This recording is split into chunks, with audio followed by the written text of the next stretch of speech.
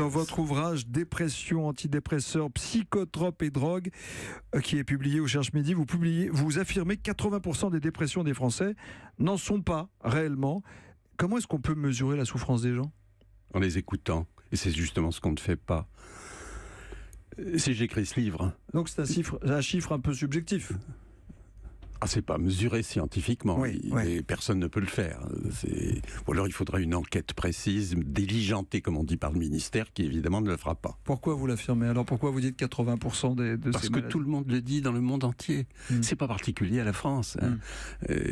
Dans ce livre, il y a à peu près 1 millier d'articles anglo-saxons, essentiellement américains, qui ont été analysés. Et les résultats sont totalement concordants. Il faut bien comprendre ce qui s'est passé. En 30 ans, la situation des gens en France, leur façon de vivre, d'avoir des relations entre eux, etc., c'est réellement dégradé. Plus peut-être en France que dans d'autres pays occidentaux, plus encore.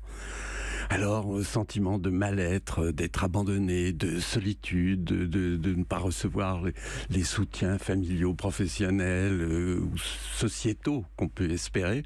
Tout ça crée une situation de mal-être qui retombe sur la tête de qui ? Des femmes. Parce que les femmes faut quand même regarder les choses en face. Elles travaillent parfaitement dans le domaine professionnel et en plus, c'est elles qui portent les enfants, les élèves, les suivent, etc. C'est conséquence, 4 fois plus de dépression chez les femmes, 4 fois plus de tentatives de suicide chez les femmes. Mais moins de suicides. Pourquoi moins de suicides ? Pour une raison technique, elles n'ont pas d'armes, ou très peu. Mais pour une autre raison, c'est qu'elles ont un sens de leur responsabilité à l'égard de leur foyer, de leurs enfants, etc. Il y a un grand effort à faire dans ce domaine. C'est pas avec des pilules. Ces pilules ne servent que dans les grandes dépressions.